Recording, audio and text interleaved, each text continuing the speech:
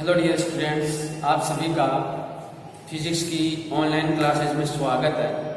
और हम फिजिक्स को ऑनलाइन के माध्यम से पढ़ रहे हैं। अभी तक मेरे 84 वीडियो अपलोड हो चुके हैं। हमारा 5th लेसन चल रहा है और मैं उम्मीद कर रहा हूँ, उम्मीद ही नहीं मुझे पूरा विश्वास है कि आप सभी स्टूडेंट्स इन वीडियो को बड़े अच्छी तरह से वॉच कर रहे हैं, अपने नोट्स बना रहे हैं और उनका रिविज़न कर रहे हैं। क्योंकि जब तक हम उनको रिवीजन नहीं करेंगे और उनको नियमित रूप से नहीं पढ़ेंगे, हमें कुछ हासिल नहीं होने वाला, हमें कोई लाभ नहीं मिलने वाला है। यदि हमें समझना है, फिजिक्स को समझना है, फिजिक्स को जानना है, तो जरूरी है कि हम इसकी हर लेसन को, हर टॉपिक को टाइम के अनुसार इसको हम रिवाइज करते रहें, अपने माइंड में इनको रिकॉल करते रहें, ताकि हर चीज हमें तरीके से समझ में आए। और यही पढ़ने का एक तरीका है कि जो भी आप पढ़ें उसको इंटरेस्ट के साथ पढ़ें, कंसंट्रेट होकर पढ़ें, अपना पूरा दर्द नीचे लगे, आपकी लगन उसके अंदर बनी रहे, आपका जुनून जोश उसके अंदर आपका हर समय और हर दिन नए तरीके से परिभाषित होता रहे, ताकि आप अपने लक्ष्य के प्रति पूरी तरीके से डेडिकेट हों और उस लक्ष्य को प्राप्त करने के लिए पीछे ना हटें।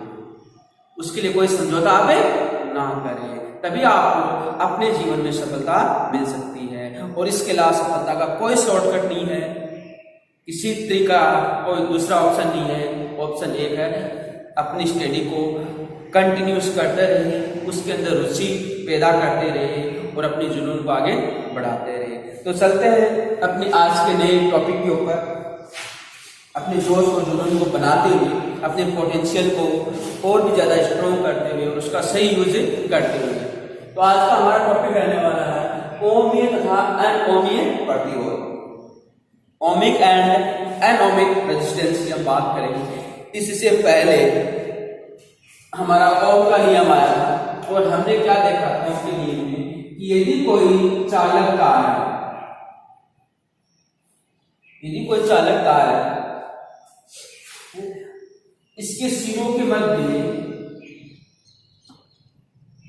अगर इसके अंदर धारा आई रही है, इसके अंदर धारा आई रही है, इसके अंदर धारा आई रही है, तो इसके सिरों के मध्य जो विभवांतर ड्रॉप होगा, इसके सिरों के मध्य जो विभवांतर ड्रॉप होगा वो ओम के नियम से हम फाइंड आउट कर सकते हैं। और वो कितना ड्रॉप होगा, ओम ने क्या बताया, V है वो प्रोपोर्शनल टू I होता है। It's very important. V है वो I के प्रोपोर्शनल होता है। इस चालक तार के सिरों के मध्य जो विभवांतर ड्रॉप होगा वो इसमें प्रवाहित धारा के समानुपाती होता है। तो V समानुपाती I होता है। और यहां से कि V और I के मध्य हम ग्राफ बनाते हैं, तो हमारा जो ग्राफ आता है वो इस प्रकार एक सीधी रेखा आती है। अगर एक इधर V है इधर I है, तो V और I के मध्य खींचा गया ग्राफ एक सीधी रेखा प्राप्त होती है, एक स्ट्रेट लाइन प्राप्त होती है। और इस ग्राफ की जो ढाल होगी tan थीटा, इस ग्राफ की जो ढाल होगी V/I = R को रिप्रेजेंट करती है। तो ये हमने ओम का नियम पढ़ा था। और ये नियम कब अप्लाई होगा, कब वैलिड होगा, कि जब इसकी फिजिकल जो क्वांटिटी है, भौतिक राशि है, कांस्टेंट है। क्या कांस्टेंट होनी चाहिए, इसकी लंबाई, इसकी लंबाई होनी चाहिए, इसकी मोटाई, इसका तार, इसका तार। अगर ये सब कांस्टेंट है तो ये चीज आएगी प्रोपोर्शनल टू I आएगी। और अगर ये कांस्टेंट नहीं रही तो ये रिलेशन वैलिड नहीं हो पाएगा, यह बदल जाएगा। तो ओम के नियम से हमने पढ़ा और यहां से ओम के नियम से हमने इन दोनों को, इस रिलेशन को आगे बढ़ाया। तो यहां से हमारे पास क्या मिला, V = I × R, V = I × R। R क्या था, रेजिस्टेंस, R क्या था हमारा, रेजिस्टेंस है, रेजिस्टेंस इसका, इसे कंडक्टर का, इस चालक तार का रेजिस्टेंस है। और ये रेजिस्टेंस क्या होता है इसके बारे में पहले पढ़ चुके हैं कि चालक तार का जो धारा बह रही है, उस धारा के मार्ग में जो बाधा उत्पन्न हो रही है, उस धारा के मार्ग में जो अवरोधक का कार्य कर रहा है वो कौन सा होगा, रेजिस्टेंस होता है। तो प्रत्येक कंडक्टर का उसका कुछ न कुछ रेजिस्टेंस अवश्य होता है। इसकी यूनिट हमने पढ़ी, इसकी यूनिट क्या होती है, ऐसे यूनिट क्या होती है, ओम होता है। और इसका महत्वपूर्ण रिलेशन पढ़ा कि R equals to rho L upon T,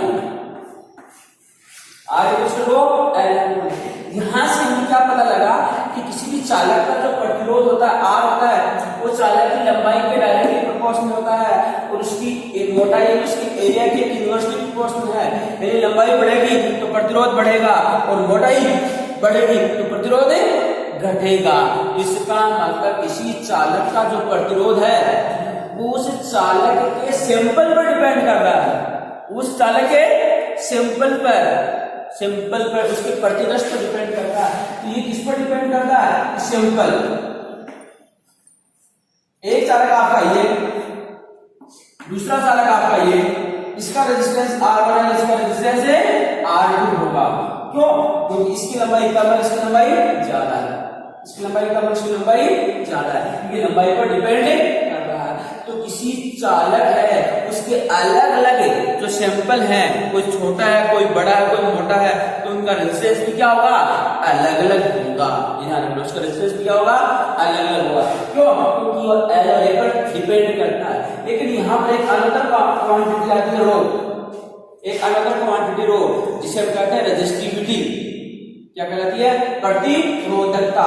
और ये प्रतिरोधकता है, ये क्या, पदार्थ का गुण है। प्रतिरोधकता किसका है, पदार्थ का। अभिलाक्षी गुण है,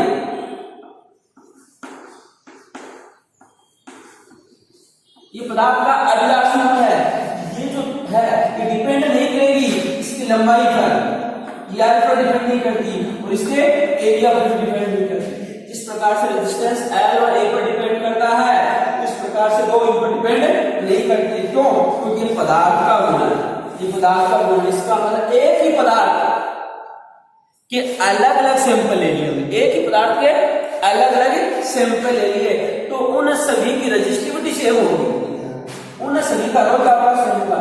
जैसे एक ये सैंपल लिया, दूसरा ये सैंपल लिया, तीसरा हमने ये सैंपल ले लेते, तो इसका R1 है, इसका R2 है, इसका R3, रेजिस्टेंस तीनों का अलग होगा, लेकिन क्योंकि एक ही पदार्थ में है इसकी रेजिस्टिविटी रो, इसकी रेजिस्टिविटी रो एंड इसकी रेजिस्टिविटी क्या होगी, रो होगी। तो यह हमें ध्यान रखना है कि रेजिस्टिविटी है वो पदार्थ का गुण है, उसका नेचर कैसा है, उस पदार्थ का नेचर कैसा, उस पर डिपेंड करिए, उसके सैंपल पर डिपेंड नहीं करें। उसके कितने भी सैंपल हो, अलग अलग लंबाइयों के लो, सभी की रेजिस्टिविटी एक होगी, कि पदार्थ का गुण पर डिपेंड करता है। जबकि प्रतिरोध है वो किस पर डिपेंड करता है, प्रतिरोध पर डिपेंड करता है। यानी एक ही पदार्थ के अलग अलग प्रतिरोध का प्रतिरोध अलग होगा, लेकिन उसकी रेजिस्टिविटी अलग अलग नहीं होगी। तो ये चीज हमने यहाँ पर पढ़ी थी और समझी थी। और यहाँ पर ये जो महत्वपूर्ण नियम है, इसको हमने जाना था और ये समझा था कि जो भी चालक तार है, जो भी चालक तार है, उसकी सिरों के मध्य विभवांतर और धारा के मध्य जो ग्राफ आ रहा है, जो ग्राफ आ रहा है वो इस प्रकार की एक सरल रेखा आएगी जो कि मूल बिंदु से पास हो रही है। यानी कहने का मतलब बी और आई के मध्य डायरेक्ट रिलेशन है, बी और आई के मध्य डायरेक्ट रिलेशन है। तो इसी रिलेशन के आधार पर कुछ जो डिवाइसेज हैं वो इस रिलेशन को फॉलो करती है और कुछ डिवाइस इस रिलेशन को फॉलो नहीं करती, इस रिलेशन को नहीं मानती है। तो जो डिवाइस है, जो युक्ति की हम बात कर रहे हैं, वो डिवाइस अगर इस नियम को फॉलो कर रही है, ओम के नियम को फॉलो कर रही है, तो उनको हम क्या कहेंगे, ओमी युक्ति कहलाएंगे। और उनमें जो रेजिस्टेंस होगा वो ओमी प्रतिरोध, उनका जो प्रतिरोध होगा वो क्या होगा, ओमी प्रतिरोध। ये हमें ध्यान रखना है। तो सिंपल यदि हम कोई चालक कार लेते हैं और इसकी फिजिकल क्वांटिटी हमने क्या कर दिया, कांस्टेंट कर दिया, नियत कर दिया, तो बी और आई के मध्य ग्राफ बनाएंगे, तो वो ग्राफ है वो एक स्ट्रेट लाइन प्राप्त होने वाली है, एक सीधी रेखा प्राप्त होने वाली है जो कि मूल बिंदु से पास होगी। उसी को हम ओमीय रेजिस्टेंस कहेंगे और वो जो डिवाइस होगी वो ओमीय डिवाइस कहलाएगी। ओके, तो पहले लिखते हैं ओमीय।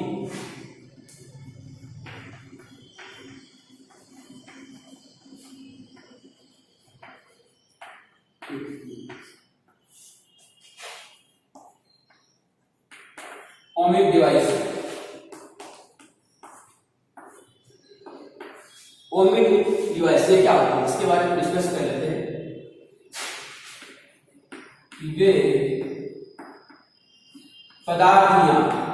वे पदार्थियां युक्ति जो ओम के नियम, वे पदार्थ हैं जो ओम के नियम का पालन करते हैं। ओम के नियम का पालन करती है, अर्थात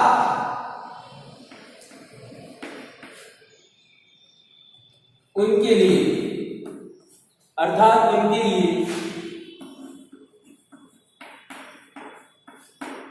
विवांतर भी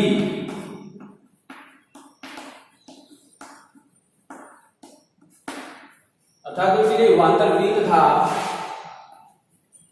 विद्युत धारा I के मध्य ग्राफ खींचने पर एक सरल रेखा प्राप्त होती है, एक सरल रेखा प्राप्त होती है, रेखा प्राप्त होती है। ओमीय युक्ति या पदार्थ कहलाते हैं।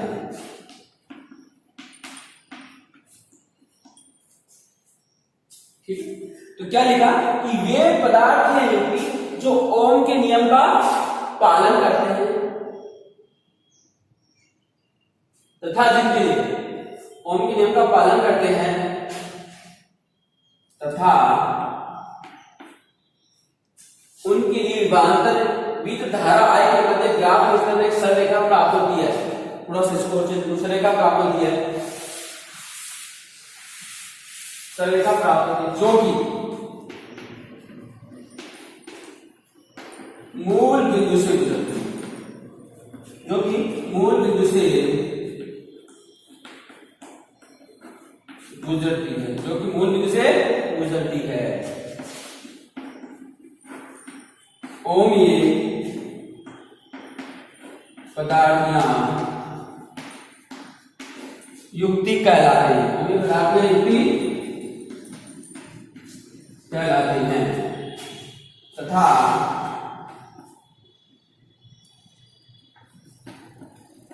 ऐसे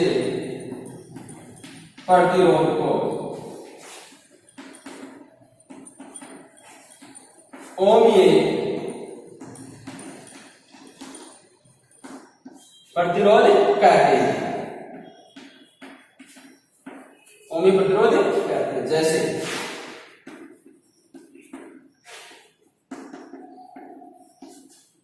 चालकता होगा, उसकी भौतिक अवस्थाएं ये होती, भौतिक अवस्थाएं नहीं है। तो ये ग्राफ बनाएंगे तो आपका ग्राफ ही आएगा। अगर इधर हम बी ले रहे हैं और इधर हम आई ले रहे हैं, ये इसमें क्या है, V proportional to I, ओमी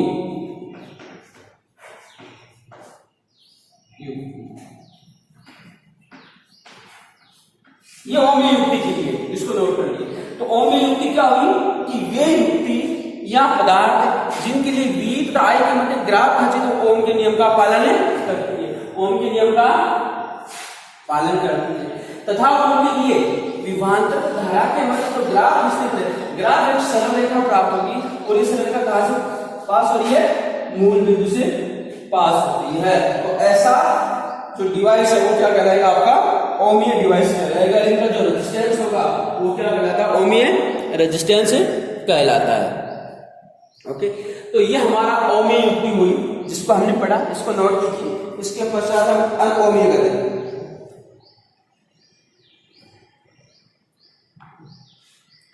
और इसके नीचे ऐसे लिखो, ऐसे पदार्थों के लिए धारा प्रवाह है।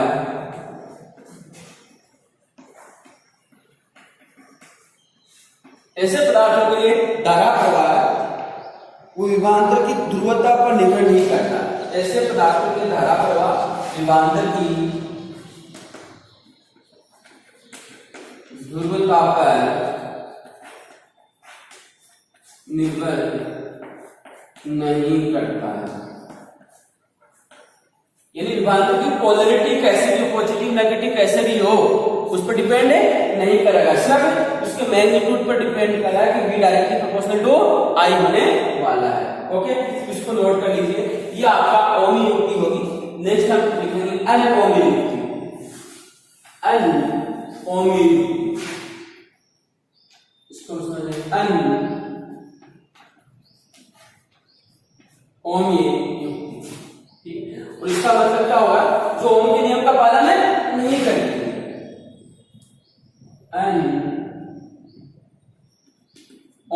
अनओमिक डिवाइस जो ओम के नियम का पालन नहीं करती, यानी जिनकी लिए V और I का मतलब ग्राफ है, वो ग्राफ सीधी रेखा प्राप्त नहीं होती है।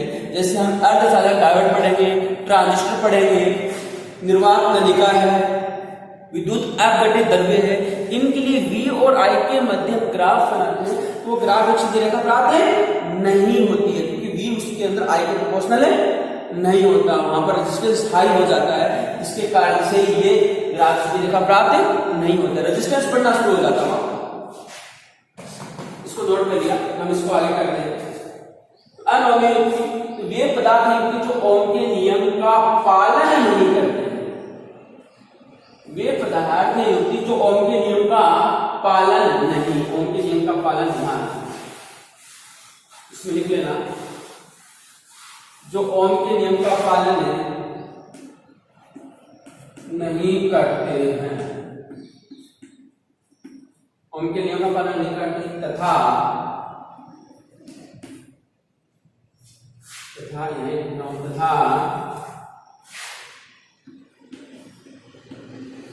जिनके लिए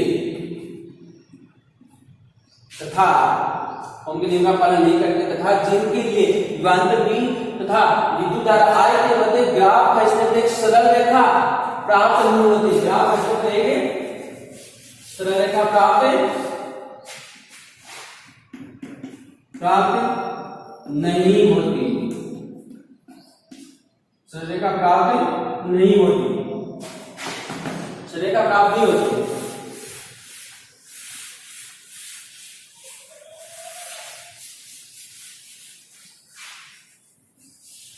इनके मध्य सरल रेखा प्राप्त नहीं होती।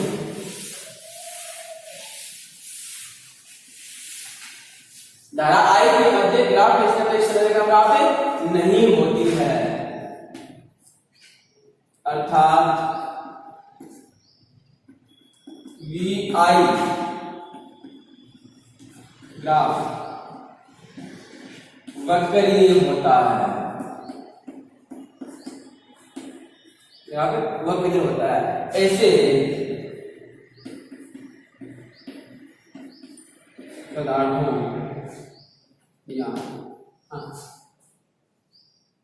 वे पदार्थ जो ओम के नियम का पालन नहीं करते, अर्थात जिनके लिए विभवांतर V तथा विद्युत धारा I के मध्य ग्राफ सरल रेखा प्राप्त नहीं होती, अर्थात VI ग्राफ वक्रीय होता है, वक्रीय होता है, को अनओमी पदार्थ, अनओमी पदार्थ यहाँ युक्ति करते हैं, अनओमी पदार्थ की युक्ति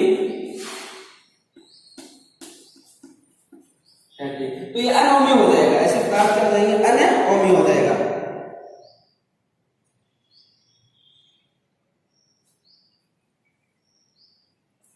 ठीक है,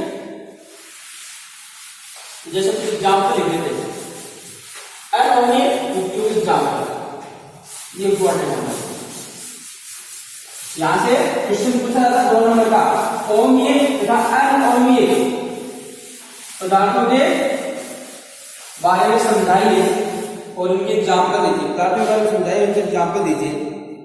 उदाहरण देखिए इसके,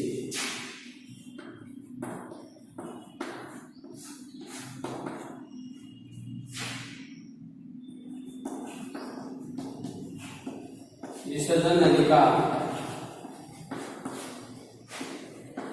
डायोड, ट्रांजिस्टर, विद्युत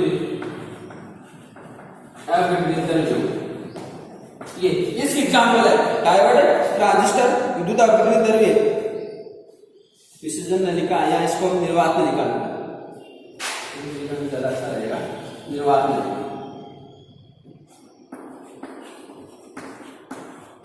तो ये इसके एग्जाम्पल को याद रखना, निर्वात नलिका, डायोड, ट्रांजिस्टर, विद्युत विद्युत, इनके लिए। अगर इसके आप ग्राफ रचते देखिए, ग्राफ कैसा आएगा,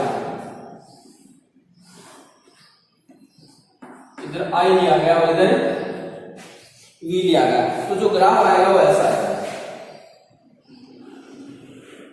अब आप देख सकते हैं कि यहां से यहां पर प्रोपोर्शनल हो रहा है, यहां से यहां पर तो ये प्रोपोर्शनल हो रहा है, लेकिन उसके पश्चात प्रोपोर्शनल नहीं हो रहा, उसके पश्चात ये कांस्टेंट हो गया, तो यहां पर ये नहीं हो रहा है। ये बल्ब का जो तंतु है, ये जो है ये ग्राफ इसके लिए तो बल्ब का तंतु है, जिसको निर्वात नलिका भी कह सकते हैं। तो बल्ब का तंतु है, उसके अंदर जो तंतु बना होगा डाइक्रोम का होगा, और जैसे ही उसके अंदर करंट फ्लो होगा वो कुछ देर पश्चात काफी गर्म हो जाएगा और उसका रेजिस्टेंस बढ़ जाएगा। तो ये सीधी रेखा प्राप्ति हो रही है, आई और वी के मध्य ग्राफ ऐसा आएगा, जिसके अंदर बल्ब का तंतु,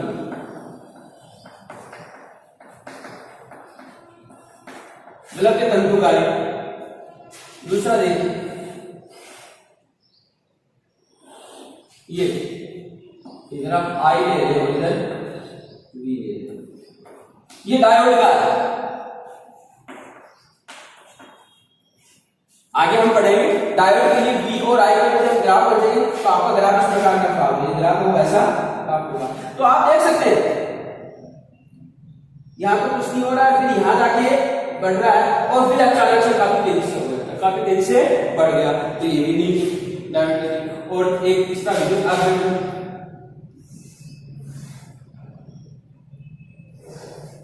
ये ऐसा आता है, और ये किसके लिए है, विद्युत आघूर्ण पदार्थ के लिए। इधर आई और वी के मध्य है, तो करेंगे किसके आएगा, विद्युत आघूर्ण। ये विद्युत आघूर्ण, विद्युत अपघटित पदार्थ, विद्युत अपघटित पदार्थ के लिए तो आपका ऐसा है। तो यहां पर आप तीनों ही ग्राफ देख सकते हैं, इसके अंदर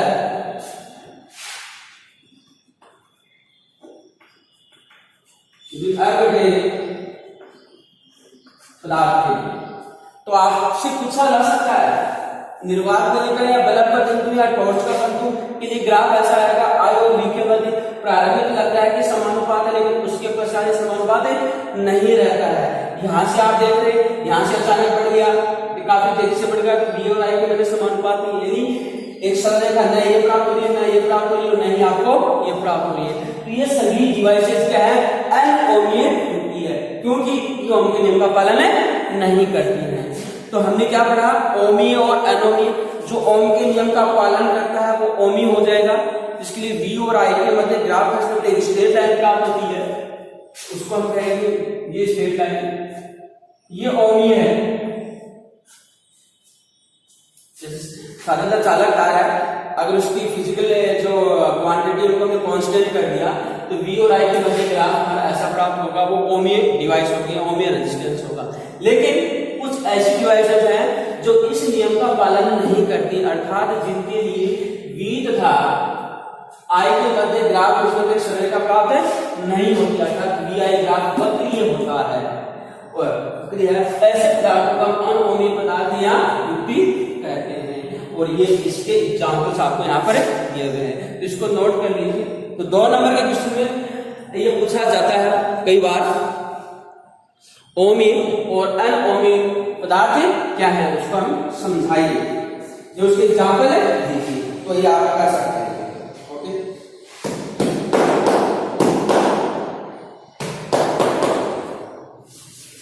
नेक्स्ट देखिए,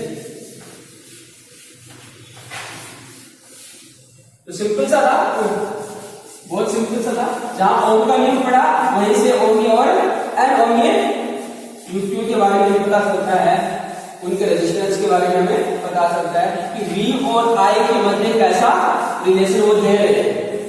अगर ओम के नियम का पालन करते हुए दे रहे हैं तो ओमी कहलाते हैं, और ओम के नियम का पालन नहीं कर रहे तो अनओमी हो जाएंगे।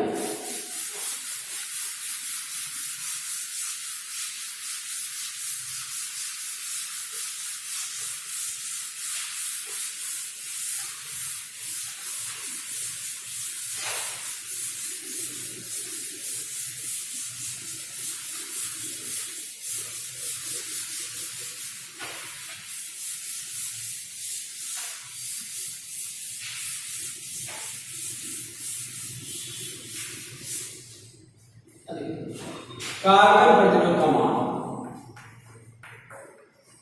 कार्बन,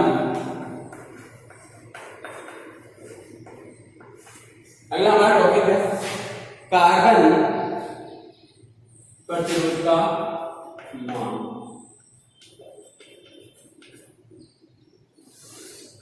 जितने भी इलेक्ट्रॉनिक डिवाइस लगाए जाते हैं उन इलेक्ट्रॉनिक डिवाइसों में एक कंपोनेंट यूज होता है जिसको हम प्रतिरोधक कहते हैं। जो कंपोनेंट यूज होगा वो क्या होगा? प्रतिरोधक। जितने भी इलेक्ट्रॉनिक डिवाइस हैं उन सभी इलेक्ट्रॉनिक डिवाइसों में धारा को कंट्रोल करने के लिए एक डिवाइस, एक छोटा कंपोनेंट यूज होता है, एक छोटा अवयव यूज होता है, जिसको हम कहते हैं प्रतिरोधक कहते हैं। और ये प्रतिरोधक है वो दो प्रकार के होते हैं। प्रतिरोधक दो प्रकार के होते हैं, एक तो तार प्रतिरोध होता है, तार आवरण कर सकते हैं, और दूसरा होता है कार्बन प्रतिरोध।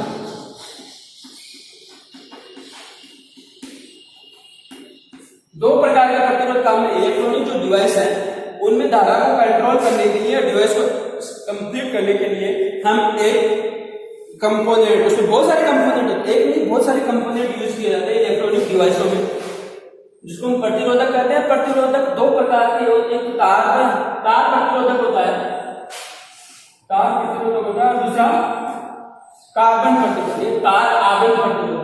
ये तार आवरण प्रतिरोध होता है, ये मिश्र धातुओं का बना होता है, और मिश्र धातु होता है मैंगनीज, यूरेका, कांस्टेंटन, इनका बना होता है, ये मिश्र धातु, और इनका प्रतिरोध ताप गुणांक अधिक होता है, इनका प्रतिरोध ताप गुणांक अधिक होता है।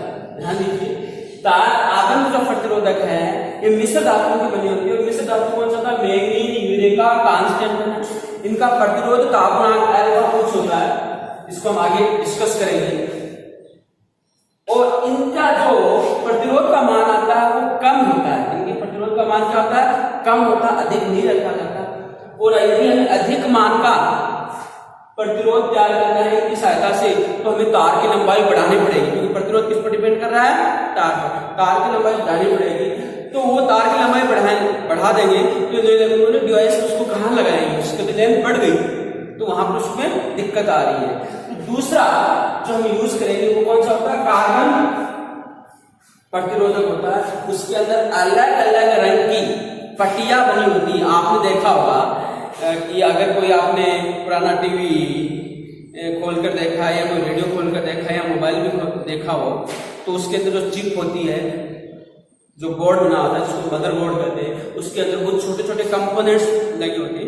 उसके अंदर एक ऐसा कंपोनेंट होता है जिसको हम कार्बन प्रतिरोधक कहते हैं। और ये कार्बन जो प्रतिरोधक है ये वांछित मान के बनाए जाते हैं, जहां जितने की आवश्यकता है, 1 ओम, 2 ओम, 3 ओम, 4 ओम, 5 ओम, जहां जहां जैसे की आवश्यकता होती है वहां मान के बनाए जाते हैं। किलो ओम के भी बनाए जा सकते हैं, मेगा ओम के भी बनाए जा सकते हैं, जहां जैसे जैसे आवश्यकता होती है उस पॉइंट पर वैसे वैसा लगा दिया। तो आज हम जो पढ़ने वाले हैं वो क्या है, कार्बन प्रतिरोधक का मान कैसे जाते हैं, कार्बन प्रतिरोधक का मान। तो इलेक्ट्रॉनिक डिवाइस में ये जो यूज होता है सिंपली ये इस प्रकार का होता है, बेलनाकार होता है।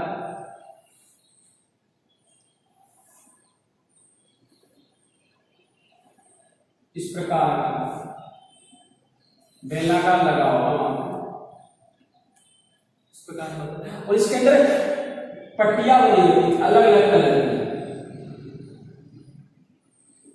आप देखोगे वहां पर अलग अलग कलर की आपको पट्टियां मिलेंगी। ये कार्बन प्रतिरोधक है, ये कार्बन प्रतिरोधक है जिसके ऊपर अलग अलग रंग की पट्टियां बनी होती है, अलग अलग रंग का वर्ण कोड होता है। इसमें कम से कम 4 पट्टियां होती है, 3 भी हो सकती है, कई बार चौथी नहीं मिलेगी, 3 भी हो सकती है। तो देखिए जो प्रथम पट्टी है, ये प्रथम पट्टी है,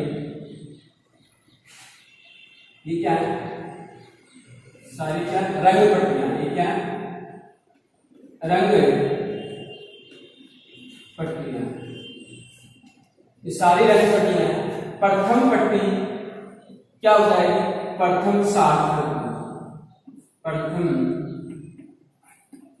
सार्थक अंक, इसको रिप्रेजेंट करती है सार्थक अंक। द्वितीय पट्टी ये भी सार्थक अंक को रिप्रेजेंट करती है, ये भी सार्थक अंक का सिग्निफिकेंट है। तीसरी जो पट्टी है वो गुणक बताती है, मल्टीपल, ये गुणक बताती है। और चौथी जो पट्टी है सहायता, सहनशीलता क्या है, टॉलरेंस, ये टॉलरेंस, ये टॉलरेंस बताती है, मल्टीपल है।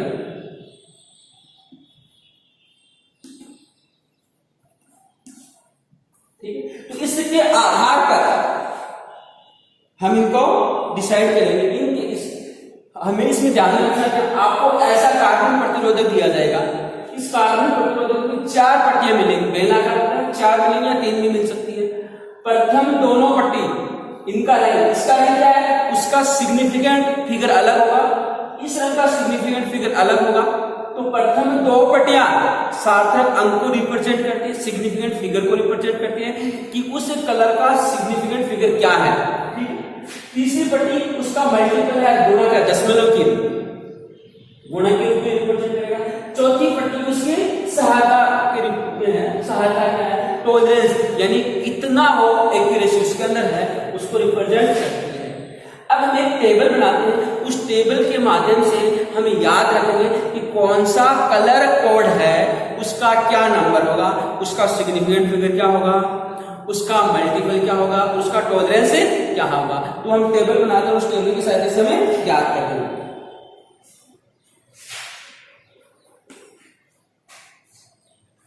देखिए क्या यहाँ आ जाएगा, देखते हैं सारणी बनाते हैं। तो पहला मैं यहाँ पे क्रम संख्या, सारणी याद रहनी चाहिए, क्रम संख्या है, दूसरा नाम है रंग, दूसरा पॉइंट आपका रंग होगा, तीसरा क्या आएगा, इसका सार्थक अंक आएगा, ठीक है, चौथे में इसका गुणक आएगा, और फिर इसकी सहायक टॉलरेंस आएगा। ध्यान दीजिए सारणी आप अच्छे से बनाएंगे, क्योंकि सारणी याद रहनी चाहिए तभी हम अच्छा कर पाएंगे। क्योंकि इसमें यही है, 2 नंबर की क्वेश्चन क्या आता है, बड़ा सिंपल सा है, लेकिन हमें ये याद रहना चाहिए। टेबल हमें याद रहना चाहिए, सिंपल हम आपको बता दूं किस प्रकार से आपको याद करना है। रंग है ब्लैक,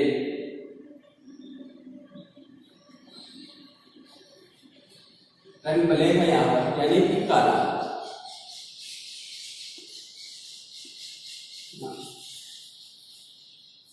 तो बाद में लिखूंगा, यहाँ पर बी लिख देता हूँ, बी है, इसका मतलब काला रंग है,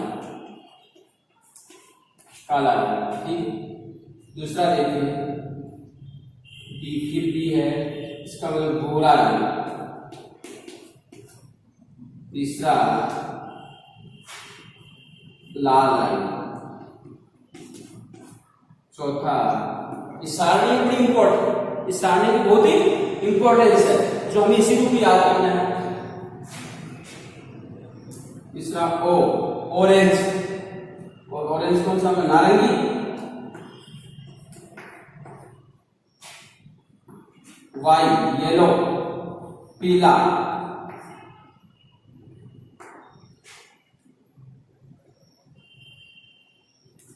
grey, grey,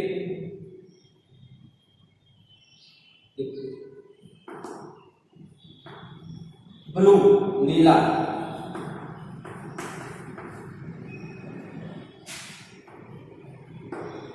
very, B, violet, violet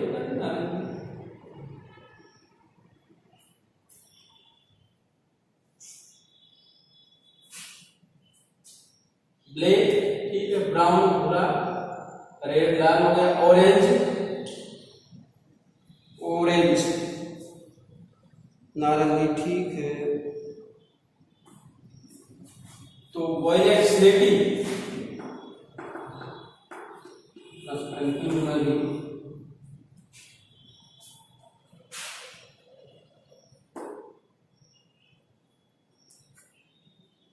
green, green, green है, हरा, जो हरा यहाँ पे आ गया।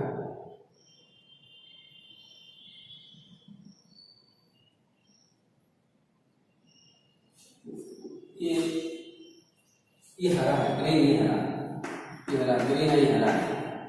तो B black, B brown, R red, O का ऑरेंज, वाई का येलो, ई का, जी का ग्रीन हो गया, बी का ब्लू, नीला, टेन पर ये सफेद, और ग्रीन और ग्रे, ग्रे, ग्रे कौन सा? देखना, ग्रीन, जी का मतलब ग्रे होता है, आपको ग्रे है। 11 थोड़ा सा देखना, यहाँ पर आएगा गोल्डन, गोल्डन है, सोने जैसा। और 12 पर आएगा सिल्वर, सिल्वर है नीचे वाला। और 13 नो कलर, नो कलर, यहाँ कोई कलर है नहीं, थोड़ा सा उसको सही हो गया, इसको थोड़ा सा करके तीन कलर यहाँ पे लिख लीजिए। जी का मतलब ग्रे है, और ये व्हाइट का मतलब ये सफेद है, यहाँ ये सफेद है, फिर ये गोल्डन है, गोल्डन सोने जैसा। और सिल्वर, सिल्वर चांदी सा। और no colour, no colour, no colour है। तो ये ऐसे आ जाएगा, B B R O Y, G B B G B, golden silver no colour, golden silver no colour. तो यहां से स्टार्ट करो जीरो, कितना इजी रहेगा। ये जीरो है, ये 1 है, स्टार्ट करके जाओ, ये 1 है, ये 2 है, ये 3 है, ये 4 है, ये 5 है, ये 6 है, ये 7 है, ये 8 है, और वाइट 9 है। ठीक है, इनका कुछ नहीं होता, इन तीन का साथ नहीं होगा। अब आपको याद करना है मल्टीपल, इसकी आएगी 10 की पावर 0, 0 से स्टार्ट करो 1, यह आएगा 10 की पावर 1, ये हो गया 10, ये हो गया 10 की पावर 2, ये हो गया 10 की पावर 3, ये हो गया 10 की पावर 4, ये हो गया 10 की पावर 5, ये हो गया 10 की पावर 6, ये हो गया 10 की पावर 7, ये हो गया 10 की पावर 8, ये हो गया 10 की पावर 9 हो गया। और फिर आएगा 10 की पावर -1, 10 की पावर -1, 10 की पावर -2, और लास्ट वाले का कुछ नहीं आया।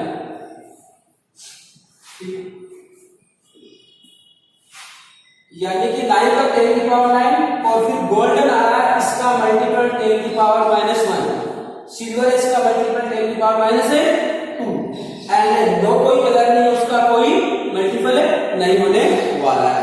ओके, फिर इनकी टॉलरेंस नहीं होती, टॉलरेंस इनकी यहां तक नहीं होती।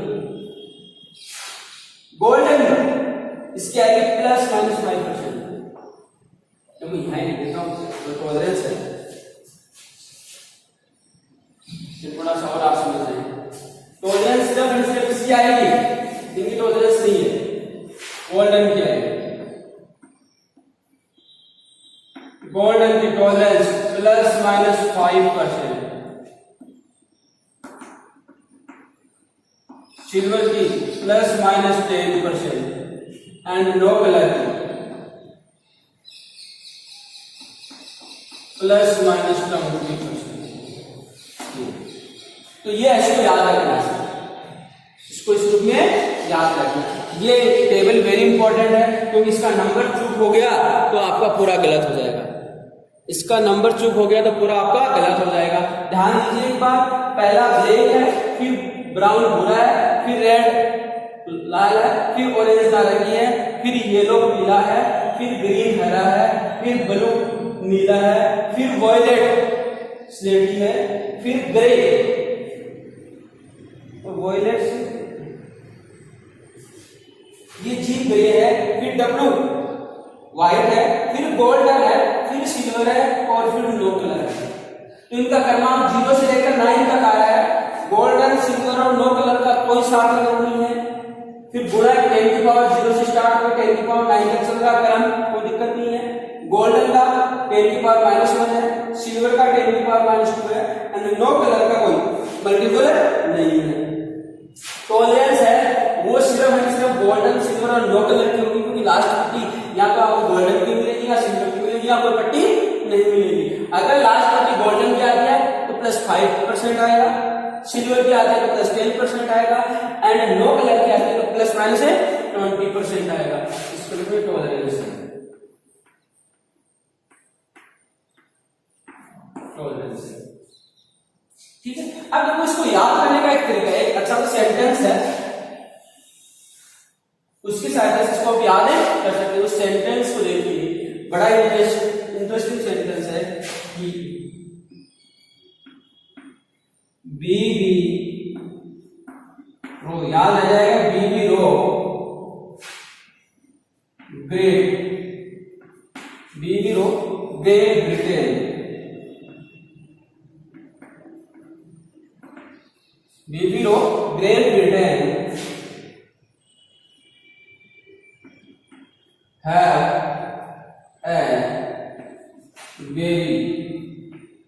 have a very दिख रहा है,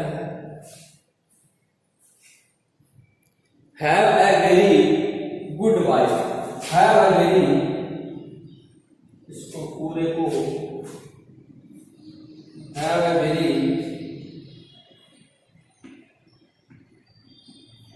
गुड वाइफ। सेंटेंस है बड़ा सिंपल सेंटेंस है, याद रख सकते हैं कि बीबी रो Great Britain have a very good wife. एक याद करने का एक अच्छा सा सेंटेंस बनाया है कि ग्रेट ब्रिटेन के जो बीबी रो जो ग्रेट ब्रिटेन के हैं उनकी वाइफ बहुत ही अच्छी है, यहाँ कह सकते बहुत ही सुंदर है, या बहुत ही इंटेलिजेंट है, या बहुत ही जो भी वो जैसे अपनी वाइफ को मानते हैं उस हिसाब से एक सेंटेंस बना दिया गया। तो ये सेंटेंस आपको याद रह जाएगा, इस टेबल को याद करने की जरूरत नहीं है, ये तो इसलिए बताया गया है ताकि आपको पूरा आइडिया हो जाए। याद करना है B B row Great Britain have a very good wife. अब यहां से इस बी का मतलब, जो फर्स्ट बी है इसका मतलब होता है ब्लैक। फर्स्ट बी का मतलब क्या है? ब्लैक है, ठीक है, ब्लैक का मतलब काला। दूसरा बी है, इसका मतलब है ब्राउन भूरा। तीसरा आर है, इसका मतलब है रेड लाल। चौथा ओ है, इसका मतलब ऑरेंज नारंगी, ठीक है। फिर पांचवा जी है, इसका मतलब है ग्रीन हरा। अब जो स्मॉल लेटर में लिखे हैं वो उनका कोई मीनिंग है नहीं है, ये भी कैपिटल है, ये भी कैपिटल है, ये भी कैपिटल, ये भी कैपिटल, ये भी कैपिटल, इन सब का मीनिंग जी है कैपिटल, इसका मीनिंग, इनका कोई मीनिंग नहीं है। फिर बी का ब्लू, बी का ब्लू आ गया, ठीक है। फिर है बी का वॉयलेट, वॉयलेट क्या होता है, स्लेटी या जामुनी, स्लेटी या जामुनी की बात, स्लेटी। और फिर बी के बाद जी का है ग्रे कैसा है इसको चेक करना। एंड डब्ल्यू का मतलब हो गया वाइट सफेद, ये याद रखना। लास्ट के तीन है golden silver no colour, golden silver no colour क्योंकि इनकी कोई सिग्निफिकेंट फिगर नहीं है इसलिए हम इसको इसमें नहीं रखा। और गोल्डन पहले आ रहा है तो मल्टीपल के n की पावर -1 आएगा, सिल्वर बाद में आ रहा है n की पावर -2 आएगा, एंड नो कलर का कोई मल्टीपल नहीं है, ठीक है। फिर इनकी टॉलरेंस की बात करें तो टॉलरेंस, इनका टॉलरेंस नहीं होगा, सिर्फ इन तीन का टॉलरेंस है। गोल्डन पहले आ रहा है तो ±5% टॉलरेंस है, सिल्वर का ±10 है, एंड नो कलर इसका ±20% है। अब देखिए ये सेंटेंस अगर आपको याद रख गया, जैसे B B row Great Britain have a very good wife, इसको 0 से स्टार्ट करेंगे और पहला ब्लैक है याद रखना, 0 1 2 3 4 5 6 7 8 और 9, ये आ रहा है 0 से लेकर 9 तक का नंबर। तो इस सहायता से आप बड़े आसान तरीके से किसी भी कार्बन जो प्रतिरोधक है उसका मान आसानी से ज्ञात कर सकते हैं। तो देखिए एक क्वेश्चन हम करते हैं, उसको हम फाइंड आउट करते हैं कि किस प्रकार से इसका हम ज्ञात कर पाएंगे, किस प्रकार से उसको हम ज्ञात कर पाएंगे, उसको हम देखते हैं।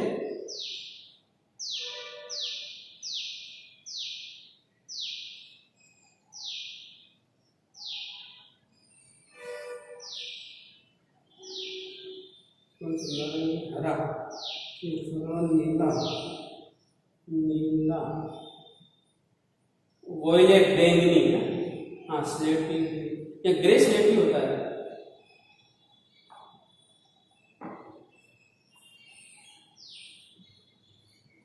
वॉयलेट बैंगनी,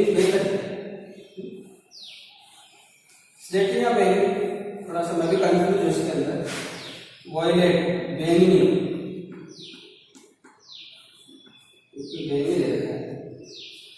वॉयलेट बैंगनी,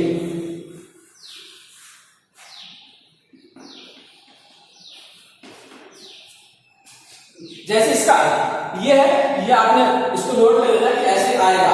अब देखिए इसकी कलर पट्टियां हमें दिखते हैं, एग्जाम्पल इसको करने का प्रयास करता हूं, इसको मिटाता हूं, उसको कैसे करें।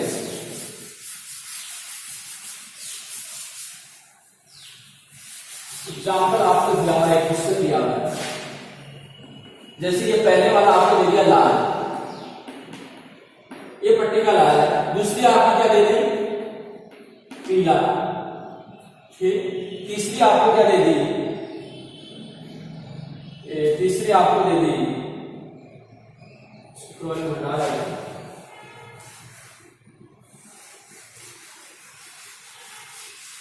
तीसरी जो पट्टी है वो आपको फिर लाल दे दी, एंड चौथी आपको दे दी सुनहरा, चौथी आपको सुनहरा दे दी। ध्यान दीजिए क्वेश्चन है, एग्जाम्पल दिया है, इस कार्बन प्रतिरोधक का मान बताओ, इस कार्बन प्रतिरोधक का मान बताओ। पहली पट्टी लाल दी, दूसरी पीला दिया, तीसरा लाल दिया, चौथा सुनहरा दिया, तो कार्बन प्रतिरोधक का मान। अब कार्बन प्रतिरोधक का मान ज्ञात करना है तो पहले आप जो कलर पट्टी है उनका रंगों का क्रम लिखो। क्या लिखो? रंगों का क्रम लिखो। क्रम देखिए सबसे पहले कौन सी है? लाल, फिर कौन सा है? पीला, फिर क्या है? लाल, और फिर कौन सा है? सुनहरा। फिर आपका कौन सा है? सुनहरा। हो गया कहिए? पहली पट्टी लाल थी, दूसरी पट्टी पीली थी, तीसरी पट्टी लाल है, चौथी पट्टी क्या? सुनहरा। अब देखिए लाल, आप ये सेंटेंस इसको छोड़ो एक बार, टेबल को छोड़िए, ये सेंटेंस याद रखना चाहिए। बीबी रो रेड 0 1 2, तो इसका सिग्निफिकेंट कितना है? 2, तो यहां से फिर है पीला, यहां पर ये तो 0 1 2 3 4, तो येलो का कितना सिग्निफिकेंट है? 4। तीसरी पट्टी मल्टीपल होती है, गुणा है। तीसरी पट्टी क्या है? गुणा है, तो गुणा लगा दीजिए, गुणा लगा दीजिए। और 10 की पावर में आती है तीसरी पट्टी क्या है? लाल, लाल में जाएगा 0 1 2, तो 10 की पावर 2, क्योंकि इसका 2 आ रहा है, 2 नंबर है, तो 10 की पावर 2, तो 10 की पावर 2 हो गया। प्लस माइनस, प्लस है माइनस, क्योंकि टॉलरेंस है वो प्लस माइनस में है। कौन सा है? सुनहरा, गोल्डन, और गोल्डन का कितना है? 5% है, तो plus minus 5%। This is the answer. ये इसका आंसर होगा। कितना सिंपल है, 24 into 10 की पावर प्लस माइनस 5%, इसका आंसर है। तो आप बड़े इजी से, आपको ये टेबल याद करने की जरूरत नहीं, आपको मालूम होना चाहिए। ये सेंटेंस आपको समझाना चाहिए, B B row Great Britain have a very good wife, यानी कि बीबी रो जो ग्रेट ब्रिटेन के है उनकी वाइफ बहुत ही अच्छी है, बहुत ही सुंदर है, बहुत ही समझदार है, जैसे भी है। ये सेंटेंस हमें याद रखना है। तो इस सेंटेंस के अंदर आपके 2 नंबर पक्के, इस सेंटेंस के अंदर आपके 2 नंबर पक्के हैं, तो ये सेंटेंस आपके अच्छे से याद रहना चाहिए। और ध्यान रखें, क्रम 0 से स्टार्ट करना है, एंड पहला जो है वो ब्लैक है, पहला जो है ब्लैक है, तो 0 1 2 3 4 5 6 7 8 9, तो 9 नंबर तक जाएगा। फिर आएगा गोल्डन, फिर आएगा सिल्वर, फिर आएगा नो कलर, जिनका कोई सिग्निफिकेंट नहीं है, इनका मल्टीपल है। मल्टीपल लिखेंगे तो गोल्डन का मल्टीपल 10 की पावर -1, सिल्वर का मल्टीपल 10 की पावर -2, एंड नो कलर है, इसका कोई मल्टीपल नहीं है, कोई मल्टीपल नहीं है।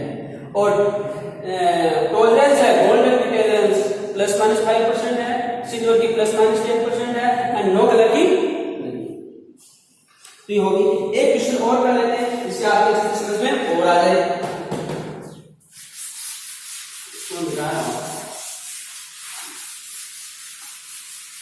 क्योंकि 2 नंबर के क्वेश्चन में आता है और बड़ा ही इजी है, और आराम से आपको 2 नंबर यहां पर मिलने वाले हैं। बस सेंटेंस याद होना अच्छे से, और सेंटेंस भी बड़ा इजी सेंटेंस है, कोई हार्ड सेंटेंस है रखना। Great Britain, Bibi row of लगा सकते, Bibi row of Great Britain has a very good wife, Bibi row of a Great Britain has a very good wife, जैसे ये दे रखा है। 2 तरह के क्वेश्चन आते हैं, ध्यान रखना। इस पर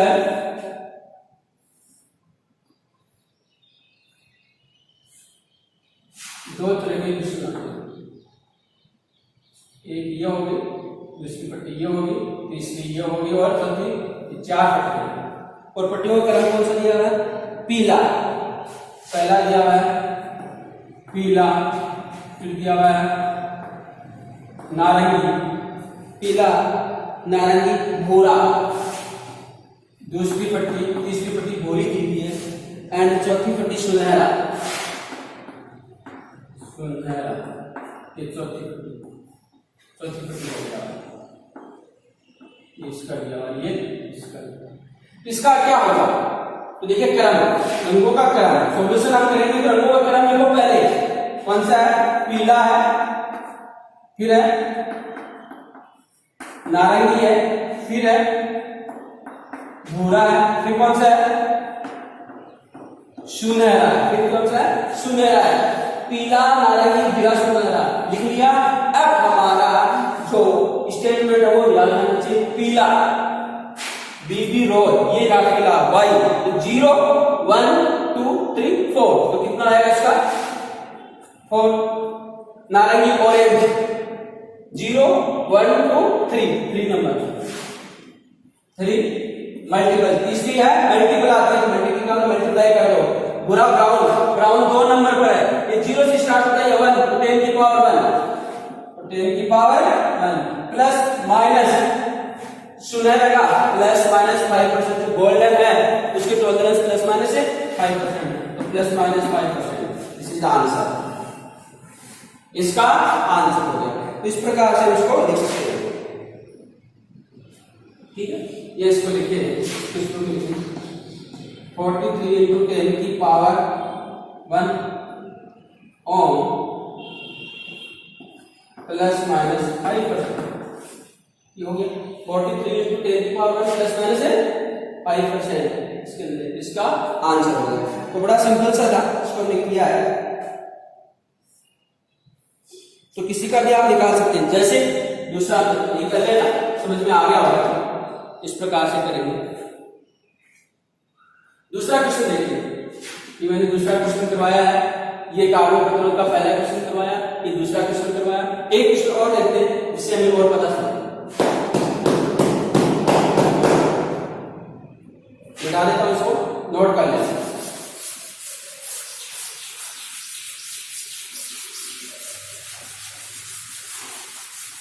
तो बड़े सिंपल तरीके से आप इनको ध्यान दीजिए, इसमें तो क्या दिया हुआ, पट्टियों का रंग दिया हुआ है और इसकी वैल्यू फाइंड आउट करनी। अब इसका उल्टा ले लें, यानी ये आपको दे दें, बताइए कार्बन प्रतिरोध की पट्टियों का क्रम क्या है, कार्बन प्रतिरोध की पट्टियों का क्रम क्या है। जैसे दिया हुआ एक कार्बन प्रतिरोधक का मान, क्वेश्चन है एक कार्बन प्रतिरोध का मान, एक कार्बन प्रतिरोध का मान आपको दिया हुआ है 62 into 10 की पावर 3 ओम, 62 into 10 की पावर 3 ओम है, प्लस माइनस 5%।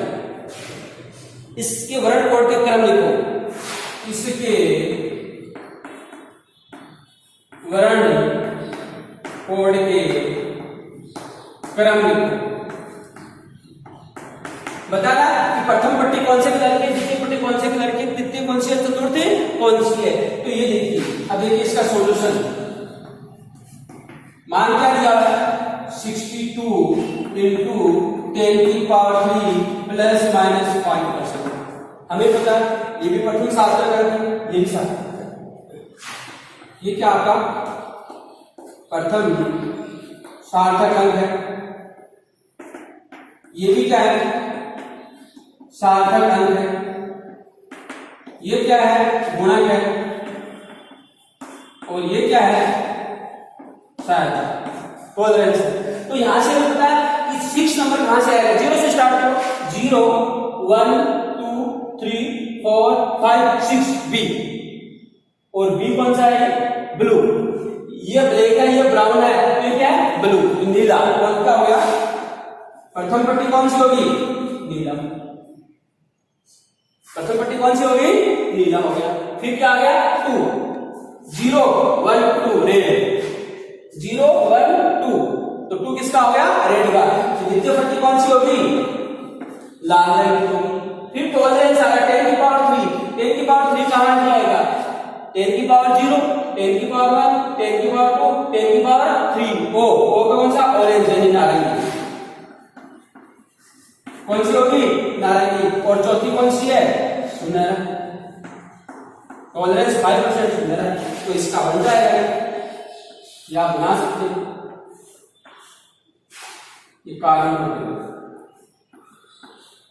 ठीक है। तो ये प्रथम पट्टी, ये द्वितीय पट्टी, ये तृतीय पट्टी और ये चतुर्थ, तो हो गया नीला लाल नारंगी सुनहरा, तो ये इसका होगा।